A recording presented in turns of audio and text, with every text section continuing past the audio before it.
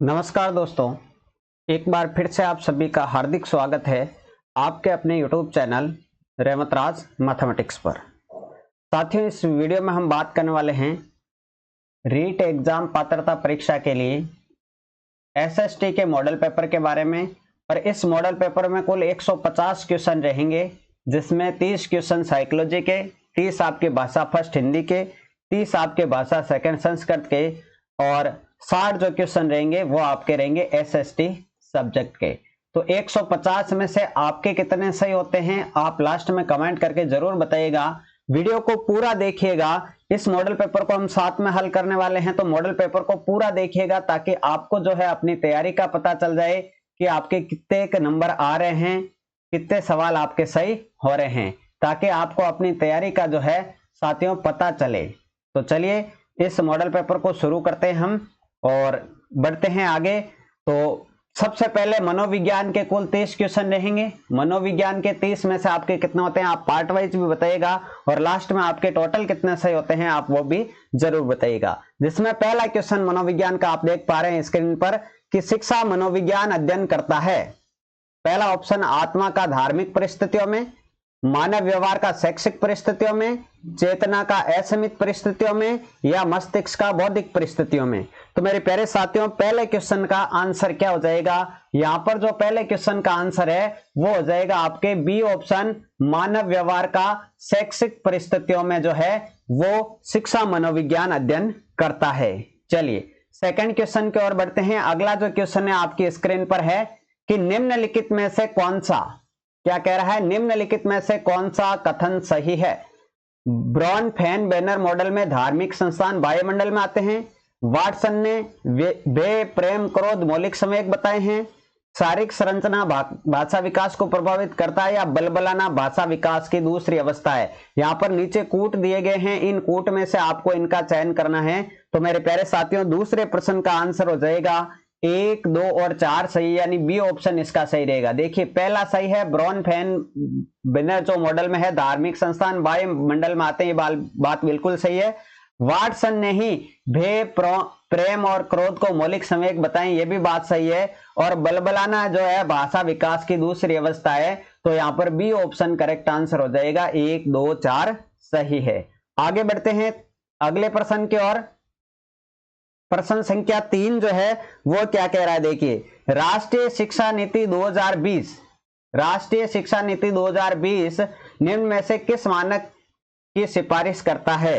तो मेरे प्यारे साथियों, एक भाषावाद, बहुभाषावाद, पाठ्यक्रम का मानकीकरण या आकलन का मानकीकरण। तो यहां पर जो राइट आंसर होगा वो होगा बहुभाषावाद।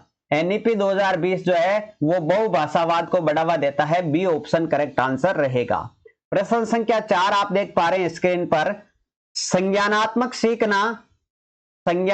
सीखना का प्रारूप कौन सा नहीं है? देखिए क्या कह रहा है, संज्ञानात्मक सीखना का प्रारूप कौन सा नहीं है? अव्यक्त सीखना टोलमैन, हांजिक और डोडवेल सिवार्ड ने बताया है। सूझ द्वारा सीखना कोलर ने बताया है। प्रेक्षणात्मक सीखना वांडुरा ने बताया है और क्लासिकी अनुबंधन पावलोव ने बताया है। तो मेरे प्यारे साथियों, यहां पर राइट आंसर क्या हो जाएगा? ठीक है ना, क्लासिकल अनुबंधन जो है वो पावलोव ने नहीं बताया है। डी ऑप्शन आपका करेक्ट आंसर रहेगा। डी ऑप्शन करेक्ट आंसर रहेगा। प्रारूप कौन सा नहीं है पूछा है, डी ऑप्शन करेक्ट आंसर। अगला जो प्रश्न है 5वां प्रश्न, देखिए बहुत ही प्यारा प्रश्न आपके लिए आ चुका है। हार्वर्ड गार्डनर के बहुबुद्धि सिद्धांत के अनुसार तार्किक गणितीय, क्या कह रहा है, तार्किक गणितीय बुद्धि वाले एक व्यक्ति की क्या क्या विशेषताएं हो सकती है?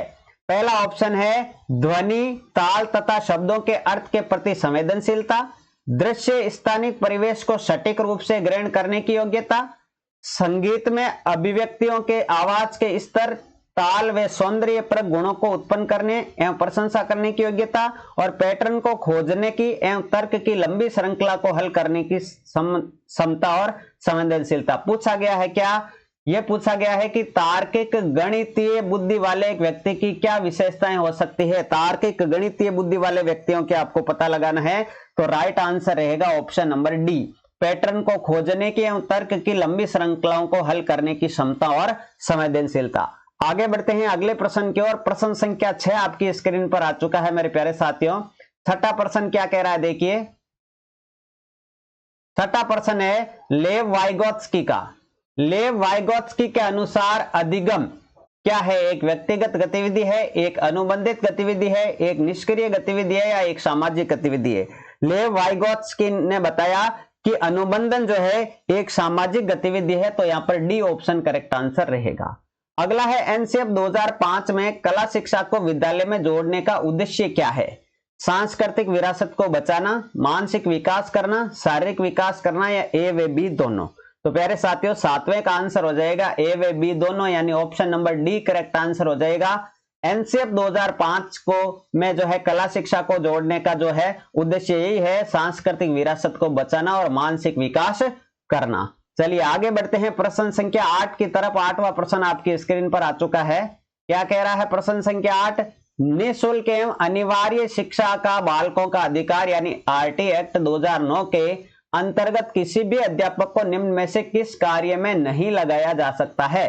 पहला विकल्प 10 वर्ष के पश्चात होने वाली जनगणना में, आपदा राहत कार्य में, चुनाव संबंधी कार्य में या प्लस पोलियो कार्यक्रम में? तो मेरे प्यारे साथियों, 8वें का राइट आंसर हो जाएगा option number D, plus polio कार्यक्रम में नहीं लगाया जा सकता। बाकी चुनाव संबंधी कार्य है, जनगणना है, आपदा राहत कार्य, इनमें टीचर्स को लगाया जाएगा। प्रश्न संख्या 9 पर आ चुके हैं। 9वां प्रश्न क्या कह रहा है देखिए, 9वां प्रश्न है आरटी एक्ट 2009 से संबंधित नहीं है। इसमें 7 अध्याय 38 धाराएं हैं। 1 अप्रैल 2011 को लागू हुआ, 6 से 14 वर्ष के बच्चों पर लागू हुआ या कक्षा 1 से 8 तक लागू हुआ। आरटी एक्ट 2009 से संबंधित नहीं है, तो ये बी ऑप्शन करेक्ट आंसर हो जाएगा। ये 1 अप्रैल 2011 को नहीं, 2010 को लागू हुआ था। कब लागू हुआ था? 2010 को। ठीक है, चलिए अगला प्रश्न, प्रश्न संख्या 10। 10वां क्वेश्चन क्या कह रहा है देखिए, राज्य के सरकारी विद्यालयों में कक्षा 6 से 8 विद्यार्थियों के लिए संचालित कल्प CALP योजना का पूर्ण रूप क्या है?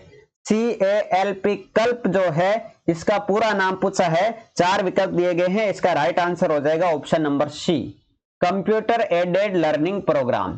कंप्यूटर एडेड लर्निंग प्रोग्राम, ठीक है, याद रखिएगा कल्प को। प्रश्न संख्या 11 क्या कह रहा है, वार्षिक परीक्षा में मूल्यांकन निम्नलिखित श्रेणियों में से कौन सा मूल्यांकन के अंतर्गत आता है? वार्षिक जो मूल्यांकन होता है वो कौन से टाइप का है? तो वार्षिक परीक्षा में आपको पता है योगात्मक मूल्यांकन होता है। कौन सा होता है? योगात्मक। ए ऑप्शन आपका करेक्ट आंसर बन जाएगा। आगे बढ़ते हैं 12वें प्रश्न की ओर। 12वां प्रश्न क्या कह रहा है? 12वां प्रश्न कह रहा है निम्न में से कौन सा कथन किसी व्यक्ति के मानसिक स्वास्थ्य को उत्तम रूप से प्रदर्शित करता है? पहला है पूर्ण अभिव्यक्ति, संगतिकरण और सामान्य लक्ष्य की ओर निर्देशन। दूसरा है मानसिक विकारों का न होना। तीसरा है व्यक्तित्व के विकारों से मुक्ति या इनमें से सभी। तो 12वें का जो राइट आंसर है वो हो जाएगा आपके ऑप्शन नंबर ए, मानसिक स्वास्थ्य को उत्तम रूप से प्रदर्शित करता है पूर्ण अभिव्यक्ति, संगतिकरण और सामान्य लक्ष्य की ओर निर्देशन। ए ऑप्शन करेक्ट आंसर रहेगा। ठीक है, आगे बढ़ते हैं प्रश्न संख्या 13 की ओर। 13वां प्रश्न आपकी स्क्रीन पर आ चुका है। तो प्रश्न संख्या 13 क्या कह रहा है देखिए, कुछ लोगों का कहना है, क्या कह रहा है 13वां प्रश्न, कुछ लोगों का कहना है कि जब बालकों को गुस्सा आता है तो वे खेलने के लिए चले जाते हैं जब तक कि पहले से अच्छा महसूस नहीं करते। उनके व्यवहार में कौन से प्रतिरक्षा तंत्र जो है प्रतिलक्षित होता है? गुस्सा आता है तो बाहर खेलने के लिए चले जाते हैं, ये होता है। 4 ऑप्शन है, पृथक्करण, विस्थापन, प्रतिक्रिया निर्माण या उदासीनीकरण। तो ये विस्थापन का एग्जाम्पल है। किसका एग्जाम्पल है साथियों?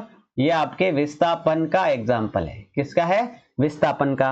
आगे 14वां प्रश्न कह रहा है समायोजन के संदर्भ में निम्न में से कौन सा कथन गलत है? 4 विकल्प दिए गए हैं। पहला है संतुलन प्रदान करता है, दूसरा समस्या का समाधान करता है, तीसरा ये निरंतर चलने वाली प्रक्रिया नहीं है, चौथा समायोजन की अनुपस्थिति में व्यक्ति तनाव, संघर्ष तथा चिंताओं से घिरा रहता है। तो कौन सा कथन गलत है?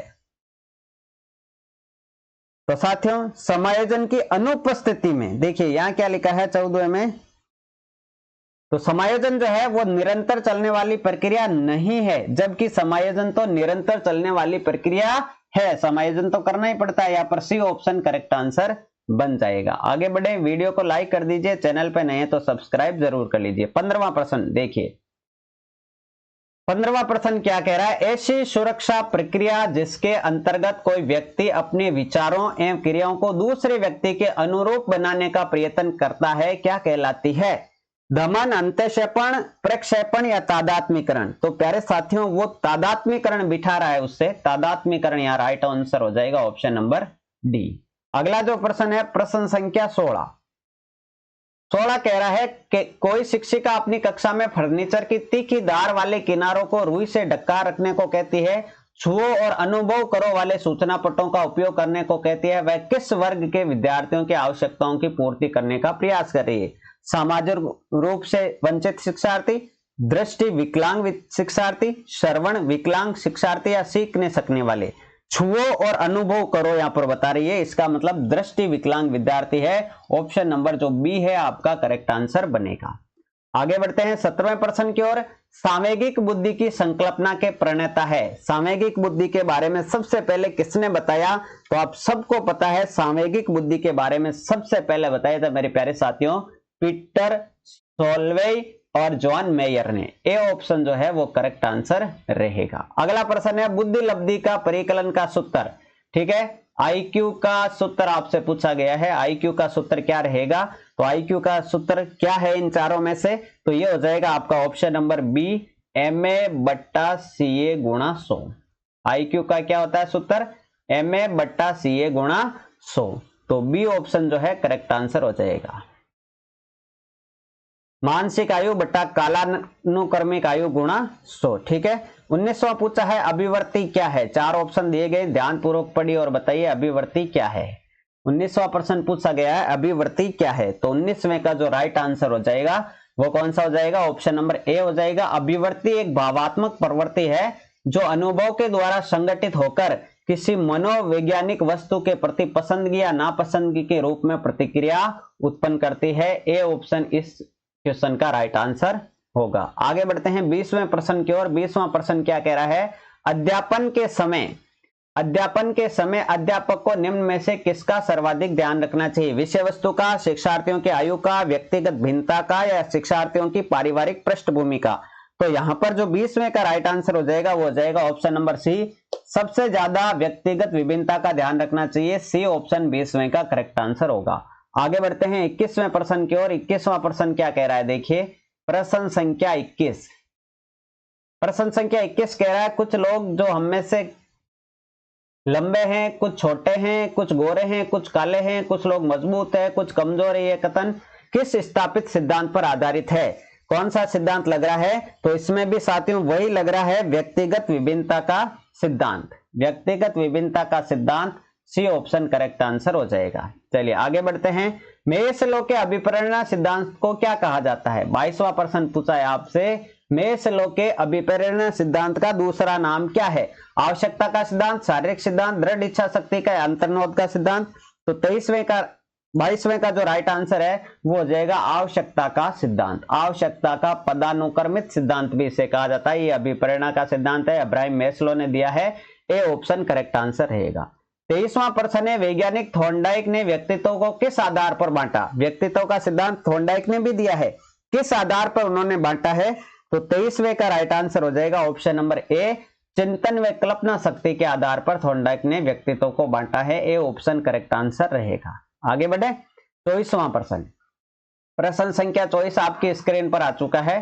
24वां प्रश्न क्या कह रहा है? देखिए बालक प्रसंगबोध परीक्षण, ठीक है ना, 3 से 10 वर्ष की आयु के बालकों के लिए बनाया गया। इस परीक्षण में कार्ड में प्रतिस्थापित किए जाते हैं। कार्ड में क्या बने हुए होते हैं बताइए? ये CAT के बारे में पूछ रहा है। बालक प्रसंगबोध परीक्षण का मतलब CAT के बारे में पूछ रहा है। तो 24वें का राइट आंसर क्या हो जाएगा? 24वें का हो जाएगा बी ऑप्शन, लोगों के स्थान पर जानवरों के चित्र बने होते हैं, बालक उसको देख के कहानी बताता है। चलिए 25वां क्वेश्चन है, निम्न में से कौन सा बुद्धि का सिद्धांत नहीं है? एक तत्व, द्वितत्व, प्रत्यागमन या बहुतत्व? तो मेरे प्यारे साथियों 25वें का राइट आंसर हो जाएगा प्रत्यागमन का सिद्धांत कोई भी सिद्धांत बुद्धि का नहीं है। सी ऑप्शन इसका करेक्ट आंसर होगा। चलिए 26वें प्रश्न की ओर बढ़ते हैं। 26वां प्रश्न आपकी स्क्रीन पर आ चुका है। क्या कह रहा है? VED और KM कारक किसने दिए हैं? VED और KM कारक किसने दिए हैं? तो सीधा याद रखना है, VED और KM कारक वर्नोन ने दिए हैं। किसने दिए हैं? वर्नोन ने। सी ऑप्शन करेक्ट आंसर होगा। अगला प्रश्न कह रहा है प्रथम बाल सुधार गृह की स्थापना कब और कहां हुई? तो प्रथम बाल सुधार गृह की स्थापना जो है वो कहां पर हुई? न्यूयॉर्क में हुई। और कब हुई? 1887 में हुई। बी ऑप्शन आपका करेक्ट रहेगा। चलिए 28वें प्रश्न की ओर बढ़ते हैं। 28वां प्रश्न क्या कह रहा है? कौन से आयु समूह के लिए एरिक्सन ने विकास की 8 अवस्थाएं बताई? एरिक्सन का मॉडल पढ़ा होगा आपने, सामाजिक ये समाज के आधार पर था। समाज की एक आयु वर्ग के लिए जो है इन्होंने 8 अवस्थाएं बताई।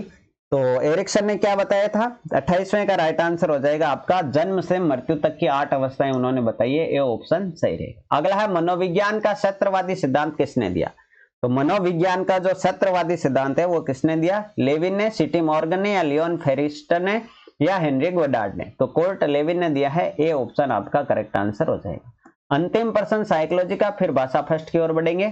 क्या कह रहा है देखिए, नई शिक्षा नीति के त्रिभाषा फॉर्मूला के तहत विद्यार्थियों को अब किस कक्षा तक विदेशी भाषा को सीखने का, किस कक्षा से विदेशी भाषा को सीखने का मौका दिया जाएगा या विकल्प दिया गया है? तो राइट आंसर क्या रहेगा 30वें का? कक्षा 9 से। कक्षा 9 से विदेशी भाषा सीख सकते हैं, ऐसा एनईपी 2020 में कहा गया है। तो 30 में से आपके साइकोलॉजी में कितने क्वेश्चन सही हुए वो आप कमेंट करके बताइए। फिर बढ़ते हैं भाषा फर्स्ट हिंदी की तरफ। चलिए ये लीजिए साथियों, भाषा फर्स्ट हिंदी के रूप में हम आ चुके हैं। और सबसे पहले आपको एक गद्यांश दिया गया है प्रश्न संख्या 31 से 35 तक। यदि इसकी जरूरत पड़ेगी तो मैं आपको वापस दिखा दूंगा।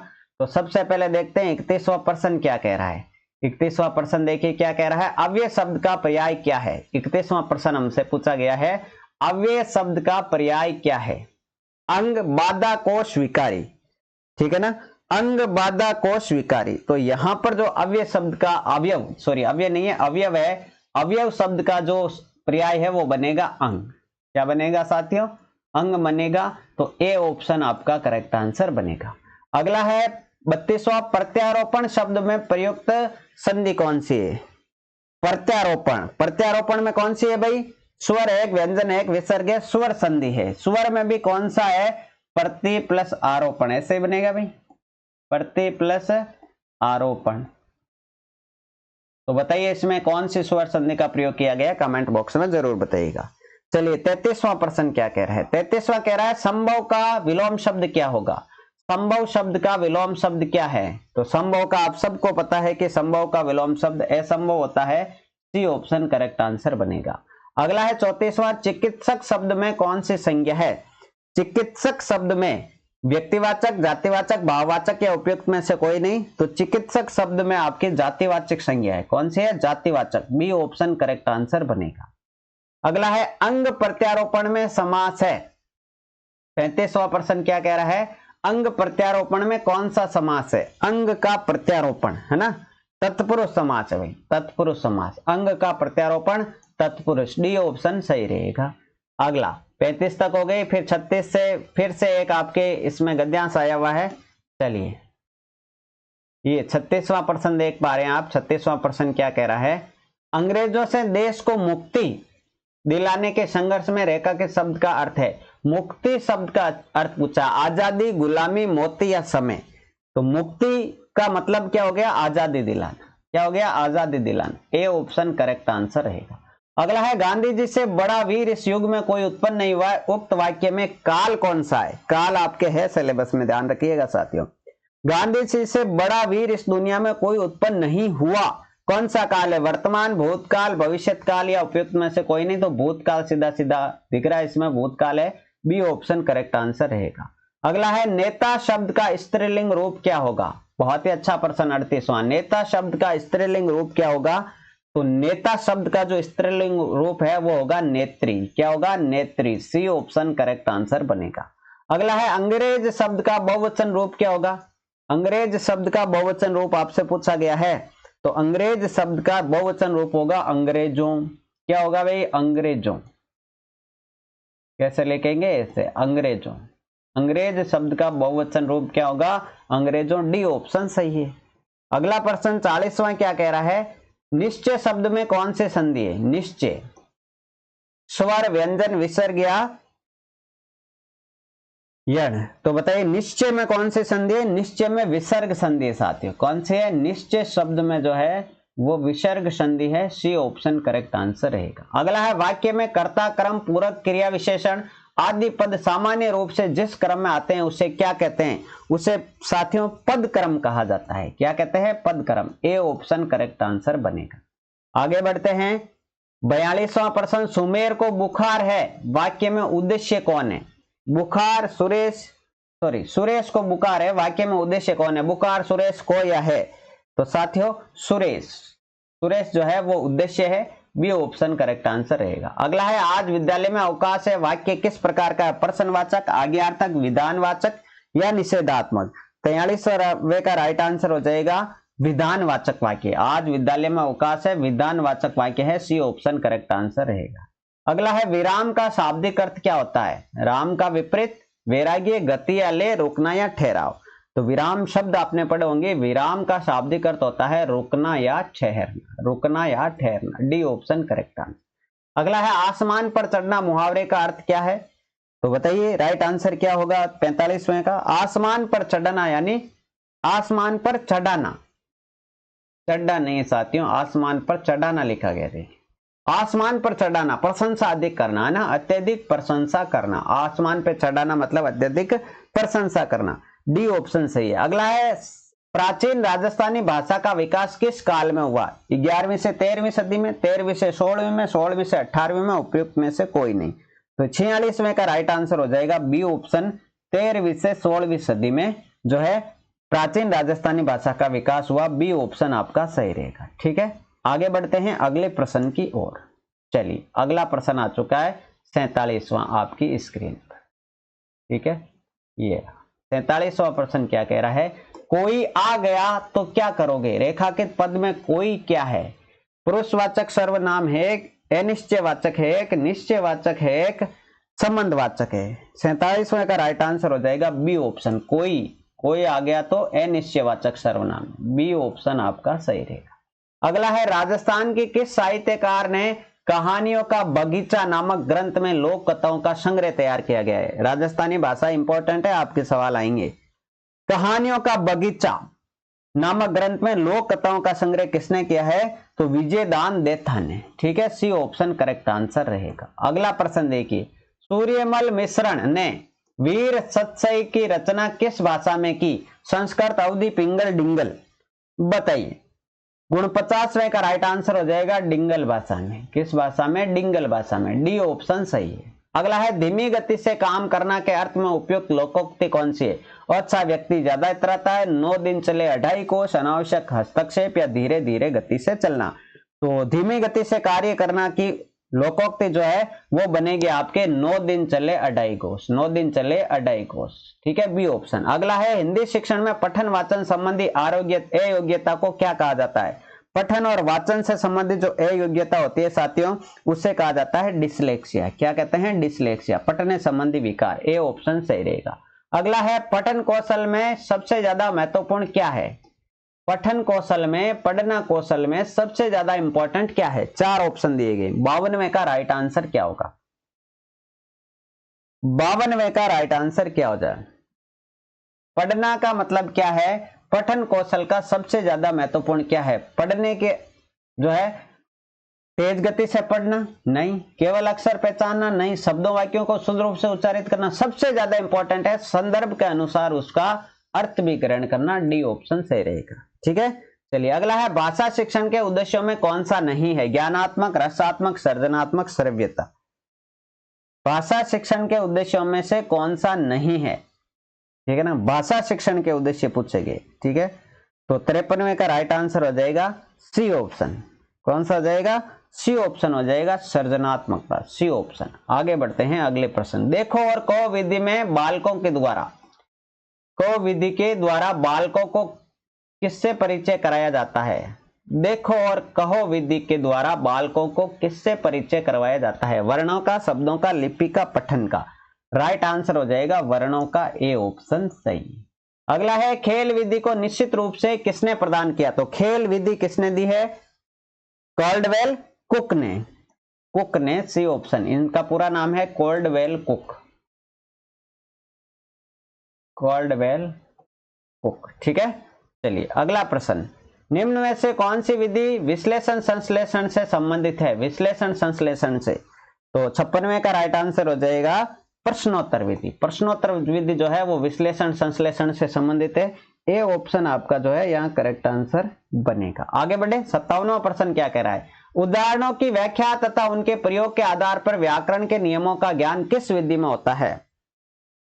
उदाहरणों की व्याख्या करना, उदाहरण से नियम की ओर चलना, तो सीधी सी बात है आगमन विधि है उदाहरण से नियम की ओर चलने वाली। ए ऑप्शन सही रहेगा। अगला प्रश्न है 58वां, किसी बालक के विषय में भविष्यवाणी किस आधार पर की जा सकती है? मापन, मूल्यांकन, परीक्षा की तैयारी, मानसिक रूप से, ये है ना, भविष्य की जो है भविष्यवाणी किस आधार पर, किसी बालक के विषय में भविष्यवाणी जो है किस आधार पर की जा सकती है? मूल्यांकन लेके कर सकते हैं भाई, है ना, मूल्यांकन के द्वारा। B option correct answer. अगला प्रश्न क्या कह रहा है? उपचारात्मक शिक्षण, एक मिनट, अगला प्रश्न क्या है? उपचारात्मक शिक्षण की प्रक्रिया कब तक चलनी चाहिए? जब तक छात्र की रुचि ले, जब तक छात्रों का पिछड़ापन दूर नहीं हो, और आगे है दो विकल्प। पहला तो क्या कह रहा है देखिए, जब तक विद्यालय में समय मिले, जब तक अध्यापक चाहे। ठीक है, तो जब तक बालकों का पिछड़ापन दूर नहीं हो तब तक उपचारात्मक शिक्षण चलना चाहिए। बी ऑप्शन करेक्ट आंसर रहेगा। हिंदी का अंतिम प्रश्न आपके सामने आ चुका है। क्या कह रहा है? शिक्षण में कंप्यूटर क्या है? कंप्यूटर क्या है भाई? कंप्यूटर तो श्रव्य दृश्य सामग्री है, दृश्य श्रव्य सामग्री है। ए ऑप्शन करेक्ट आंसर रहेगा। तो ये हिंदी के 30 क्वेश्चन में से आपके कितने सही हुए कमेंट बॉक्स में जरूर बताइए। अब हम चलते हैं भाषा सेकंड संस्कृत की ओर। तो भाषा सेकंड संस्कृत के अगले 23 क्वेश्चन आपके सामने आ चुके हैं। भाषा सेकंड संस्कृत 61 से चालू होगा, 90 तक चलेगा। पहला क्या कह रहा है? अद्योलिखित वाक्य से वाच्य परिवर्तनम कुरुत। वाच्य परिवर्तन करना है। सह माम रक्षति, सह माम रक्षति, इसका वाच्य परिवर्तन क्या हो जाएगा? कमेंट बॉक्स में बताइए। राइट आंसर रहेगा ऑप्शन नंबर बी, तेन अहम रक्षी। क्या होगा? तेन अहम रक्षी। बी ऑप्शन आपका करेक्ट होगा। अगला कह रहा है वाक्य का संशोधन करना है। अहम नाम गोपाल है, अहम नाम गोपाल है, इसका राइट आंसर क्या बनेगा? इसका बनेगा ऑप्शन नंबर सी, मम नाम गोपाल है। क्या बनेगा? मम नाम गोपाल है। सी ऑप्शन आपका करेक्ट आंसर बनेगा। अगला जो प्रश्न है वो क्या कह रहा है? अगला जो प्रश्न है वो क्या कह रहा है? खे वर्ण से उच्चारणम स्थानम वर्तते। खे वर्ण का उच्चारण स्थान क्या है? तो आपने पढ़ा अकु है विसर्जनया नाम कंठ है, अकु है विसर्जनया नाम कंठ है, तो कंठ हो जाएगा खे वर्ण का। ठीक है, ए ऑप्शन करेक्ट आंसर रहेगा। अगला है रिक्त स्थान को पूर्ति करके संयोजन, ये सुक्ति को सही करना है 64वें में। तो अक्षर शून्य ही भवती, अक्षर शून्य ही अंधो भवती। ठीक है ना, अक्षर शून्य ही अंधो भवती, तो यहां क्या आएगा? अंधो आएगा। अक्षर शून्य ही अंधो भवती। ठीक है, 65वां प्रश्न आपकी स्क्रीन पर आ चुका है। तुम सब मेरे साथ संस्कृत बोलो, इसका संस्कृत में अनुवाद करना है। तुम सब मेरे साथ संस्कृत बोलो। 65वें का राइट आंसर क्या होगा भाई? 7 के योग में क्या होगा? तृतीय विभक्ति आएगी, तो क्या बनेगा? यूयम मया सह संस्कृतम वदत। ठीक है ना, बी ऑप्शन 65वें का सही हो जाएगा। 66वां प्रश्न क्या कह रहा है? 6:15 इत्यस्य संस्कृत भाषाया किम उच्यते। 6:15 को क्या बोलेंगे भाई? 6:15 को। ठीक है ना, सपाद षड वादनम। क्या हो जाएगा? सपाद षड वादनम। बी ऑप्शन करेक्ट है। आगे बढ़े, 67वां प्रश्न। विष्णु वैकुंठम वावसति इत्यत्र वैकुंठे द्वितीय विधायक सूत्रम अस्ति। ठीक है ना, विष्णु वैकुंठ में बैठे हैं, कौन सा सूत्र लगा द्वितीय विभक्ति का? 67वें में राइट आंसर क्या हो जाएगा? उपांग द्यावस, उपांग द्यावस। C option. ठीक है ना। अगला कह रहा है पा धातु लृट लकार से प्रथम पुरुष बहुवचन रूपम अस्ति। पा धातु का लृट लकार का प्रथम पुरुष का बहुवचन रूप क्या बताइए? राइट आंसर क्या हो जाएगा 68वें का? पाशंती।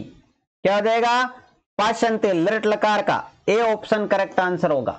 अगला क्या कह रहा है? एकोन सप्तति संख्या अस्ति। एकोन सप्तति कौन सी संख्या है? एकोन सप्तति बताइए। एकोन सप्तति एक न्यून है, एक कम है 70 से, यानी गुणोत्तर। गुणोत्तर कौन सी है? तो गुणोत्तर में गुणोत्तर ही राइट आंसर है, यानी बी ऑप्शन करेक्ट है। अगला है इकारस्य कति भेदा संति, इकारस्य कति भेदा संति, तो राइट आंसर होगा इकारस्य अष्टादश भेदा संति, सी ऑप्शन करेक्ट है। अगला प्रश्न आपके 71वां, लघुत्रात्मक प्रश्नानाम उत्तर सीमा भवेत, लघुत्रात्मक जो प्रश्न होते हैं उनकी उत्तर सीमा कितनी होनी चाहिए? लघुत्रात्मक प्रश्न जो है वो 3-4 वाक्यों में होना चाहिए, तो वाक्य त्रम व चतुष्टयम, ठीक है, सी ऑप्शन सही है। अगला 72 नंबर प्रश्न आपकी स्क्रीन पर आ चुका है साथियों। क्लास को लाइक कर दीजिए, ऐसे ही सारे मॉडल पेपर आपको करवाए जाएंगे 150 नंबरों के। चलिए 72वां प्रश्न कह रहा है, संस्कृत शिक्षणे संप्रेषण उपागमे कस्य प्रधानता वर्तते, संस्कृत शिक्षण में संप्रेषण उपागम की किस प्रकार से किसको जो है प्रधानता होती है? तो यहाँ 72वें का राइट आंसर क्या हो जाएगा? किसको जरूरत होती है संप्रेषण साधन की? अध्यापक को होती है, सी ऑप्शन करेक्ट आंसर हो जाएगा। अगला है संस्कृत अध्यापने दृश्य सर्वे साधनम किम, इनमें से दृश्य सर्वे साधन कौन सा है? तो दृश्य सर्वे साधन कौन सा है 73 में बताइए? दृश्य सर्वे साधन, दृश्य सर्वे साधन इनमें से दूरदर्शन है भाई, बी ऑप्शन करेक्ट आंसर हो। कौन सा होगा? बी, 73 में बी होगा भाई, ठीक है। अगला कह रहा भंडारकर पद्धति अपर नाम किम, भंडारकर विधि का दूसरा नाम क्या है? 74वां प्रश्न, भंडारकर विधि को अनुवाद पद्धति भी कहा जाता है, ठीक है, सी ऑप्शन करेक्ट आंसर। आगे बढ़ते हैं, आगमन विधि प्रयोग भवती, आगमन विधि किसमें प्रयोग होती है? 4 विकल्प, 75वें का राइट आंसर बताइए। आगमन जो विधि है वो किसमें प्रयुक्त होती है साथियों बताइए? आगमन विधि, जी हाँ, आगमन विधि व्याकरण शिक्षण की विधि है भाई, सी ऑप्शन। अगला है मूल्यांकन से वैशिष्ट्यम वर्तते, मूल्यांकन की विशेषता क्या है? 76वां, अनवरत प्रक्रिया है, सामाजिक प्रक्रिया है, निर्णयात्मक प्रक्रिया है या सर्वे? तो यहां राइट आंसर होगा सर्वे, डी ऑप्शन। अगला है द्विभाषात्मक प्रवृत्ति आवश्यकम वर्तते, द्विभाषात्मक प्रवृत्ति किसके लिए आवश्यक है? चलिए, द्विभाषात्मक विधि जो है वो किसके लिए? अनुवाद शिक्षण के लिए, किसके लिए? अनुवाद शिक्षण के, ए ऑप्शन सही है। अगला, व्याकरण शिक्षण से सर्वाधिक उपयुक्त विधि मन्यते, व्याकरण शिक्षण की सर्वाधिक बेस्ट विधि कौन सी है? 78 में बताइए, ठीक है। तो आगमन निगमन विधि, सी ऑप्शन करेक्ट आंसर हो जाएगा। अगला है प्रत्यक्ष विधि किम न क्रियते, प्रत्यक्ष विधि में क्या नहीं किया जा सकता है? तो प्रत्यक्ष विधि में जो है मातृभाषा का प्रयोग नहीं किया जा सकता है, तो मातृभाषाया प्रयोगम, सी ऑप्शन करेक्ट आंसर रहेगा। 80वां क्वेश्चन देखिए, पद्य शिक्षण से विधि अस्ति, पद्य शिक्षण की विधि है प्रदर्शन, खंडान्वय, द्रुत पठनम, मौन वाचनम। राइट आंसर क्या हो जाएगा? पद्य शिक्षण की विधि है खंडान्वय, आपने पढ़ा होगा खंडान्वय विधि, दंडान्वय विधि, सी ऑप्शन करेक्ट आंसर।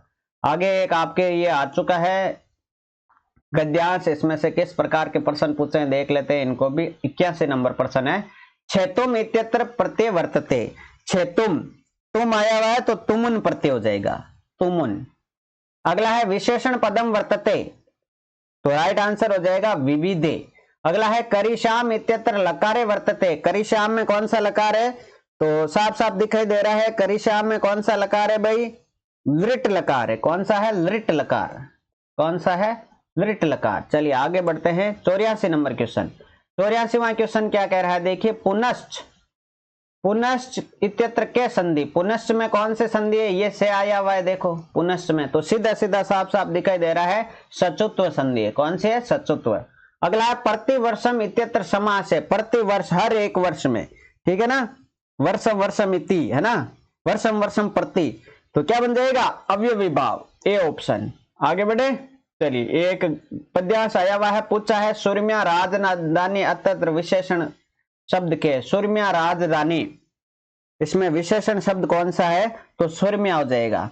अगला कह रहा है सा शब्द लिंगम अस्ति, सा शब्द में कौन सा लिंग है? आपको दिखाई नहीं दे रहा तो मैं बता देता हूं, सा शब्द में कौन सा लिंग है? स्त्रीलिंग, सा शब्द में स्त्रीलिंग है, सबको पता है। आगे बढ़ते हैं, अगला कह रहा है धीमतः शब्द प्रत्यय वर्तते, प्रत्यय अस्ति। धीमतः शब्द में कौन सा प्रत्यय है? 88 नंबर पूछा गया है, तो मतुप प्रत्यय। कौन सा है भाई? मतुप। कौन सा शब्द था? धीमते। नहीं दिखाई दे रहा है तो मैं लिख रहा हूं, टेंशन नहीं लेने का। धीमते शब्द में। अगला है स्व नामने का शब्द संधि वर्तते। स्व नामने का शब्द में वर्दी संधि है, 2 मात्रा आई हुई है, वर्दी संधि चिपका दो। अगला है स्थापितम तेन राज्यम वे स्व नामने का पूरी तथा वाक्य रेखाकृत शब्द विभक्ति तेन में से, तो, ते, तेन, तेन, तेन, तेन कौन सी? तृतीय एक वचन का रूप है। तेन तृतीय एक वचन है। सी ऑप्शन करेक्ट आंसर रहेगा। ये थे आपके भाषा सेकंड के संस्कृत के कुल 30 क्वेश्चन। 30 में से कितने हुए? अभी तक 90 क्वेश्चन हमने देख लिए। अब हम चलते हैं आपके सामाजिक की तरफ। तो सामाजिक में बहुत अच्छे अच्छे प्रश्नों का संग्रह हम लेके आए हैं। पहला प्रश्न क्या कह रहा है? 91 नंबर देखिए। एक तरफ वेद दिए हुए हैं, दूसरी तरफ संबंधित उपवेद दिए गए हैं। आपको क्या करना है? इनको मिलान करना है। तो पहले का राइट आंसर क्या होगा? देखिए, पहले का राइट आंसर क्या होगा? C option. पहले में 3 आएगा, ऋग्वेद। ऋग्वेद में आएगा भाई आयुर्वेद। ऋग्वेद में क्या आएगा? आयुर्वेद, यानी पहले में 3 है। यजुर्वेद, यजुर्वेद किससे मिलेगा मेरे प्यारे साथियों? 1 नंबर से। यजुर्वेद 1 नंबर से मिलेगा, यानी धनुर्वेद की संज्ञा दी गई है। पहला ऑप्शन। उपवेद, उपवेद है इनमें। सामवेद, सामवेद से क्या मिलेगा? 2 नंबर। सामवेद का उपवेद है गंधर्व वेद, ठीक है, दूसरा। और अथर्ववेद, अथर्ववेद का बच गया शिल्पवेद, चौथा, ठीक है। 3 1 2 4, 3 1 2 4 सी ऑप्शन में, सी ऑप्शन सही रहेगा। चलिए आगे बढ़ते हैं। 92वां प्रश्न, ऑप्शन आप खुद पढ़ेंगे साथियों, वीडियो लंबा हो जाएगा। 92वां क्वेश्चन क्या कह रहा है मेरे प्यारे साथियों? देखिए, कह रहा है सिंधु घाटी सभ्यता के संदर्भ में निम्नलिखित में से असत्य कथन चुनिए। चलिए 4 विकल्प है, फटाफट बता दीजिए असत्य कथन कौन सा है सिंधु घाटी सभ्यता के संबंध में इनमें से। तो राइट आंसर क्या रहेगा? सिंधु घाटी सभ्यता के संबंध में असत्य कथन कौन सा है? डी ऑप्शन करेक्ट आंसर रहेगा। रोजदी, गुजरात से मनुष्य के साथ कुत्ते को भी दफनाने के साक्ष्य प्राप्त हुए, ये कथन असत्य है।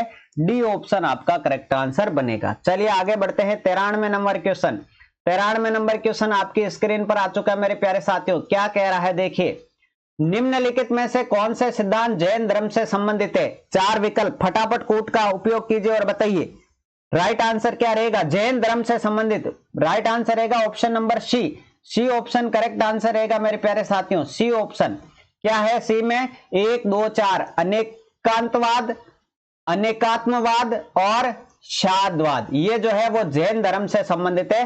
तो सी ऑप्शन करेक्ट आंसर रहेगा। अगला है संबोधि। संबोधि क्या कहलाता है? संबोधि कहलाता है, संबोधि किसको कहते हैं भाई? संबोधि कहते हैं बुद्ध को ज्ञान प्राप्ति, बुद्ध को ज्ञान प्राप्ति, उसे संबोधि कहा जाता है। 94 में सी ऑप्शन करेक्ट आंसर रहेगा। अगला प्रश्न फिर से सुमेलित करना, एक तरफ लेखक है एक तरफ पुस्तक है, फटाफट कर दीजिए।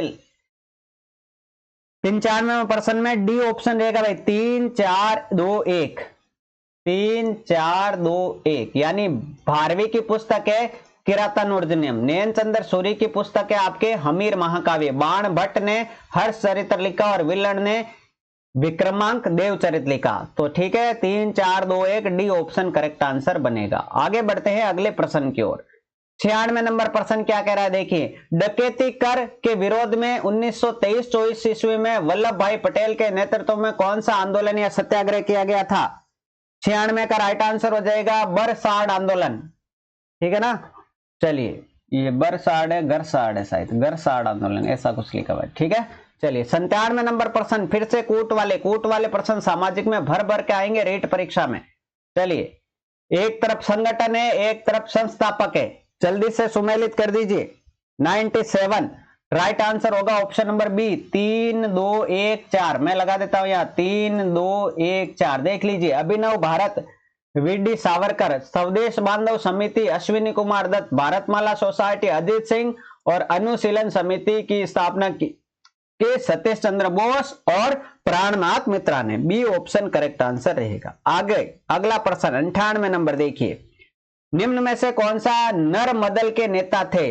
नर मदल के नेता इनमें से कौन कौन से थे? जल्दी से छांट लीजिए भाई। 98 का हो जाएगा 1 3 4, सुरेंद्र नाथ बनर्जी, गोपाल कृष्ण गोखले और Dadabhai Naoroji. C option correct answer रहेगा, ठीक है। आगे बढ़ते हैं 99 नंबर प्रश्न। क्या कह रहा है, निम्न में से कौन सी इमारत खिलजी कालीन नहीं है? चार ऑप्शन आपके सामने, खिलजी कालीन इमारत नहीं है तो आदिलाबाद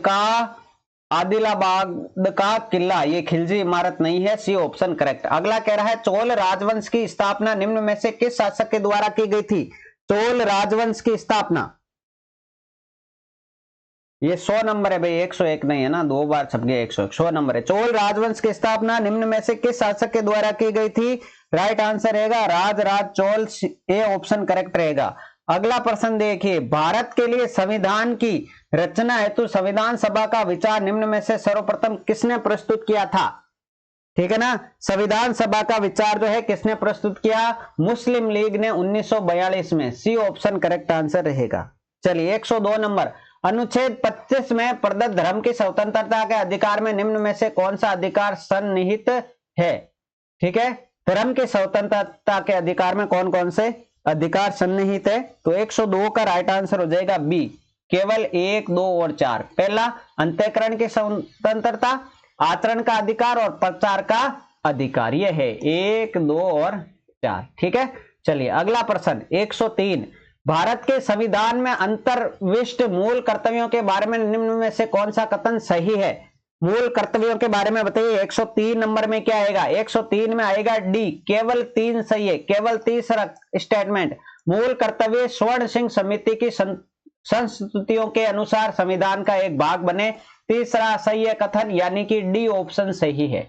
अगला प्रश्न 104, भारतीय राष्ट्रपति के संदर्भ में निम्न में से निम्नलिखित कथनों पर विचार कीजिए। ऐसे कूट वाले प्रश्न आपको और कहीं नहीं मिलेंगे, रीट परीक्षा में आएंगे ऐसे प्रश्न। 104 में बी ऑप्शन, केवल 2 सही है भाई, उससे 35 वर्ष की उम्र पूरी कर लेनी चाहिए। ठीक है, दूसरा ऑप्शन करेक्ट आंसर रहेगा। चलिए सही कथन पूछा ना, चलिए ठीक है। 105वां प्रश्न क्या कह रहा है, यदि एक ही व्यक्ति को एक लड़की, बहन और संगीतकार की तरह पहचाना जा सकता है तो यह निम्न में से किसका उदाहरण होगा? 105 में हो जाएगा डी, अस्मिता का। अगला प्रश्न है, निम्न में से कौन सा बाल अधिकार हनन का उदाहरण है? बाल अधिकार हनन का उदाहरण है बाल विवाह, बाल विवाह, बी ऑप्शन करेक्ट आंसर। आगे 107 नंबर क्वेश्चन मेरे प्यारे साथियों, धमाकेदार एक टेस्ट सीरीज चल रही है आपके सामने। 107वां प्रश्न क्या कह रहा है, किससे पारित करने के दौरान लोकसभा व राज्यसभा में गतिरोध पर संसद की संयुक्त बैठक बुलाई जा सकती है? संयुक्त बैठक बुलाई जा सकती है। 107 में राइट आंसर क्या हो जाएगा?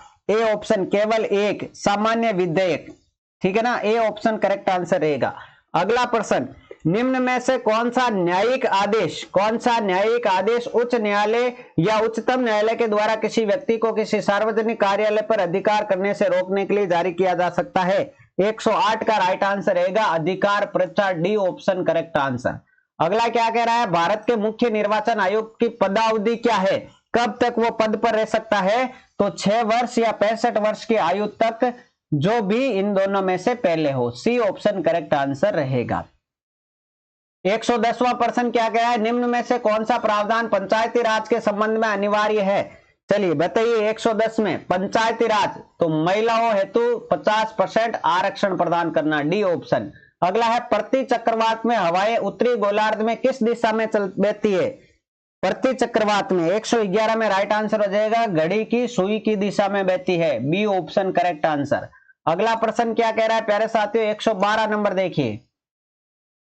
112 नंबर, निम्न में से कौन सी एक उष्ण कटिबंधीय सवाना प्रदेश की जलवायु की मुख्य विशेषता है? उष्ण कटिबंधीय सवाना प्रदेश की जलवायु अत्यंत अल्पकालिक शुष्क ऋतु वाली जलवायु, सी ऑप्शन करेक्ट है। 113 क्या कह रहा है, सौर मंडल के 4 सबसे विशाल ग्रह अवरोही क्रम में घटते क्रम में बताने हैं, तो सबसे विशाल ग्रह कौन सा है? अवरोही क्रम में बताना है। 113 का हो जाएगा C option, Brihaspati, Shani, Uranus और Neptune, C option correct answer हो जाएगा। आगे बढ़ते हैं 114 में, क्योटो प्रोटोकॉल के संदर्भ में निम्न में से कौन सा कथन सत्य है? क्योटो प्रोटोकॉल 114 में रहेगा ऑप्शन नंबर ए। आप इसे पॉज करके भी अपना आंसर सोच सकते हैं, ए ऑप्शन। वैश्विक तापमान से लड़ने के लिए 1997 ईस्वी में अपनाया गया, केवल एक सही है भाई। अगला प्रश्न क्या कह रहा है, पोलर स्टरलीज किस प्रकार की हवाएं हैं? पोलर ईस्टर्ली जो है वो शीत शुष्क हवाएं हैं, शीत ऋतु में चलने वाली शुष्क हवाएं हैं। B option correct answer. अगला प्रश्न 116 नंबर आपकी स्क्रीन पर, निम्न में से कौन सी श्रेणियां लघु हिमालय का भाग है? लघु हिमालय का भाग कौन कौन सी 116 में बताइए। ठीक है, 1 2 4, 1 2 4 पीर पांजाल, धौलाधार और महाभारत। 1 2 4 सही है, यानी बी ऑप्शन सही है। अगला है, निम्न में से चावल की फसल के लिए क्या उचित नहीं है? चावल की फसल के लिए क्या उचित नहीं है बताइए।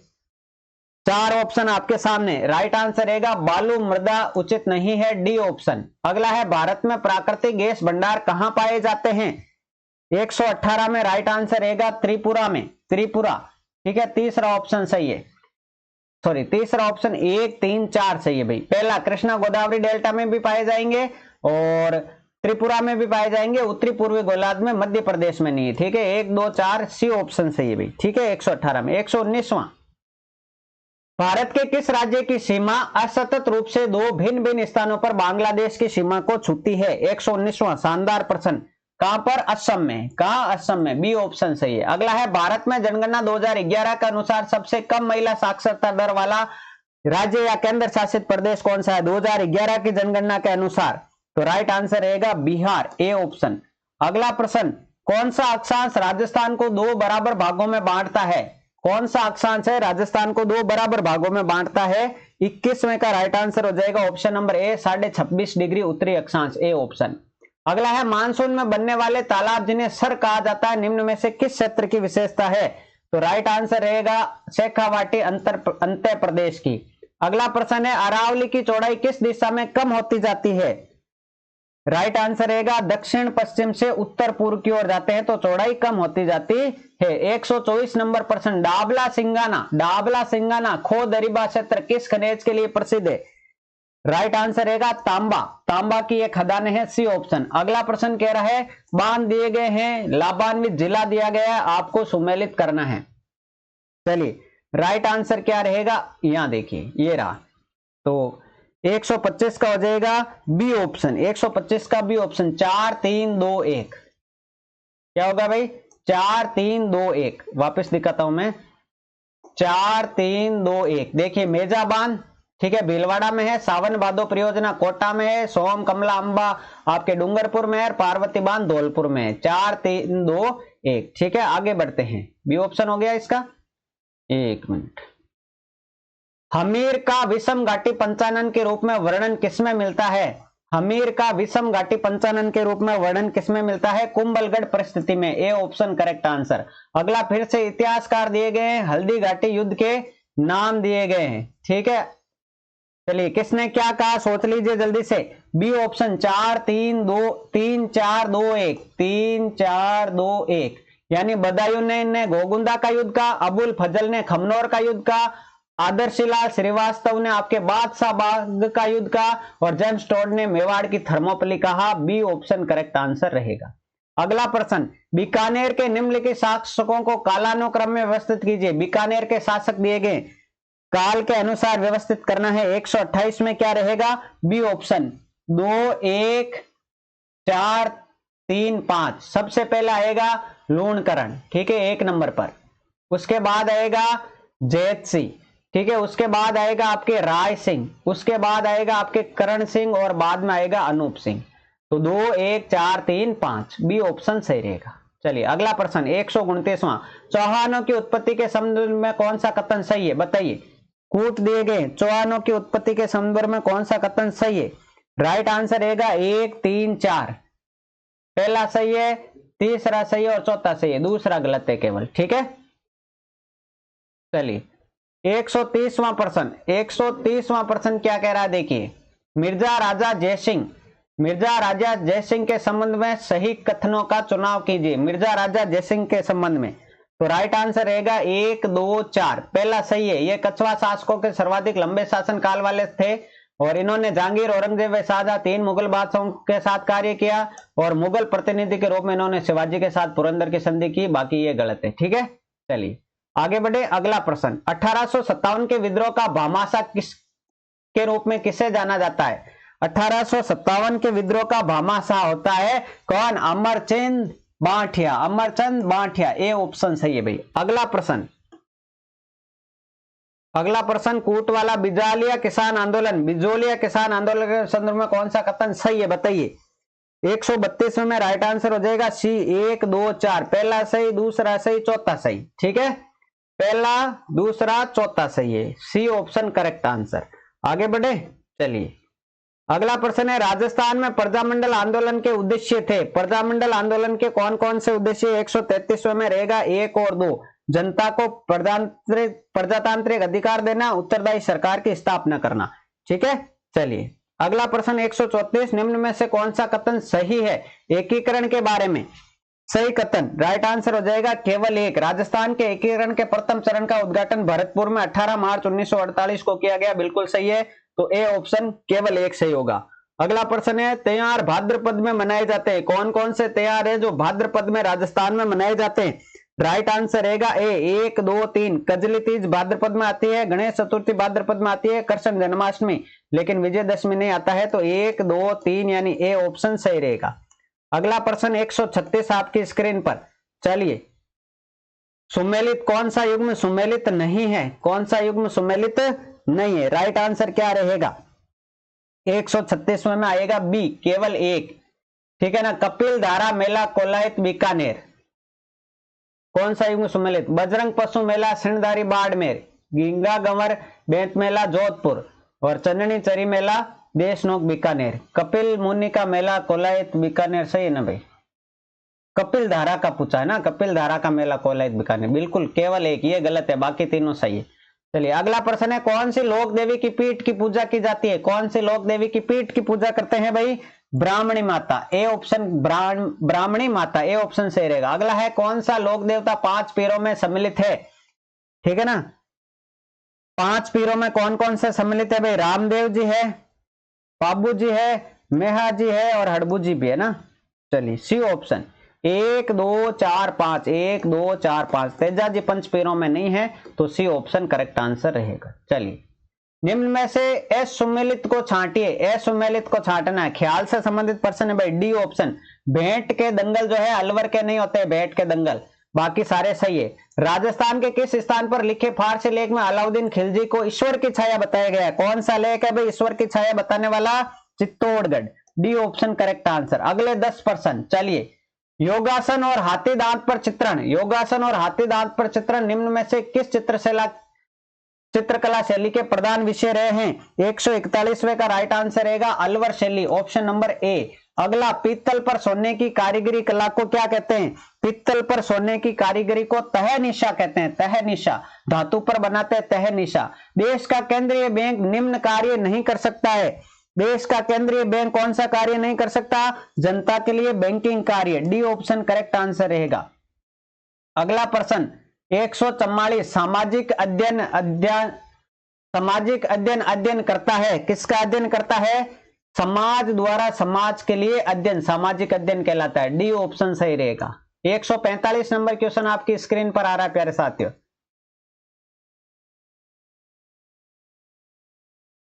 एक मिनट, 145 नंबर आपके स्क्रीन पर आ रहा है। 144 पढ़ लिया हमने, 145 ये रहा। उच्च प्राथमिक स्तर पर सामाजिक विज्ञान में शामिल है। उच्च प्राथमिक स्तर पर सामाजिक विज्ञान में क्या शामिल है बताइए मेरे प्यारे साथियों, राइट आंसर क्या होगा। ठीक है ना, 145 में बी ऑप्शन, इतिहास, भूगोल, राजनीति विज्ञान और अर्थशास्त्र, ये 12वीं लेवल के हैं, है ना, बी ऑप्शन। अगला है, राष्ट्रीय पाठ्यचर्या प्रारूप एनसीएफ 2005 के अनुसार प्राथमिक स्तर पर सामाजिक विज्ञान की विषय वस्तु निम्न में से किन विषय से ली जानी चाहिए। तो 146 का राइट आंसर हो जाएगा इतिहास, भूगोल, राजनीति शास्त्र और अर्थशास्त्र, बी ऑप्शन करेक्ट आंसर। 146 की ओर बढ़ते हैं। सामाजिक विज्ञान के शिक्षण में प्रयोग की जाने वाली भाषा कैसी होनी चाहिए। भाषा होनी चाहिए कैसी, भाषा होनी चाहिए आपके तटस्थ और संवेदनशील। कैसी होनी चाहिए, तटस्थ और संवेदनशील, डी ऑप्शन करेक्ट आंसर। अगला है, विषय वस्तु का ज्ञान सामाजिक अध्ययन के शिक्षण का किस प्रकार का गुण है। विषय वस्तु का ज्ञान होना सामाजिक अध्ययन के किसका है, ये हो जाएगा व्यवसायिक गुण है, बी ऑप्शन 148 में। ठीक है, अगला है 149, शिक्षार्थियों के संकलात्मक आंकलन का उद्देश्य क्या है। शिक्षार्थियों के संकलात्मक आंकलन का उद्देश्य है 70 के समाप्त होने वाला आकलन। अगला है पाठ्यचर्या में वे समस्त अनुभव निहित है जो विद्यालय द्वारा शिक्षा के उद्देश्यों की प्राप्ति हेतु उपयोग में लाए जाते हैं। यह कथन किसका है? तो यह कथन है प्यारे साथियों मुनरो का।